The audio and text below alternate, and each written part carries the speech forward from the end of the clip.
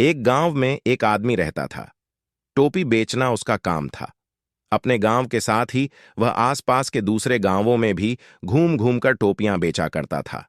वह रोज सुबह एक बड्ढी सी टोकरी में ढेर सारी रंग बिरंगी टोपियां भरता और उसे सिर पर लाद कर घर से निकल जाता।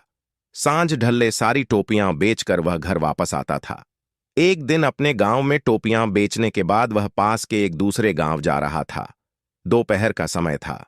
वह थका हुआ था और उसका गला भी सूख रहा था। रास्ते में एक स्थान पर कुआं देख वह रुक गया।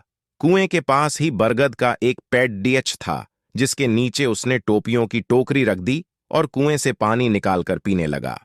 प्यास बुझ जाने के बाद उसने सोचा कि थोड़ी देर सुस्ताने के बाद ही आगे बढ़ना ठीक होगा। उसने टोकरी में से एक टोपी निकाली और पहन ली। फिर बरगद के पेड़ के नीचे गमछा बिछाकर बैठ गया। वह थका हुआ तो था ही, जल्दी ही उसे नींद आ गई। वह खर्राटे मारते हुए सो रहा था कि शोर शराबे से उसकी नींद उचट गई। आंख खुली तो उसने देखा कि बरगद के पेड़ के ऊपर ढेर सारे बंदर उछल कूद कर रहे हैं। वह यह देखकर चकित रहा गया कि उन सब बंदरों के सिर पर टोपियां थीं।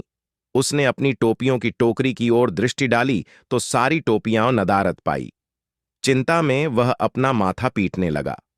सोचने लगा कि अगर बंदर सारी टोपियां ले गए तो उसे बड्ढा नुकसान हो जाएगा। उसे माथा पीटता देख बंदर भी अपना माथा पीटने लगे। बंदरों को नकल उतारने की आदत होती है। वे टोपी वाले की नकल उतार रहे थे। बंदरों को अपनी नकल उतारता देख टोपी वाले को टोपियां वापस प्राप्त करने का एक उपाय सूझ गया। उपाय पर अमल करते हुए उसने अपने सिर से टोपी उतार कर फेंक दी।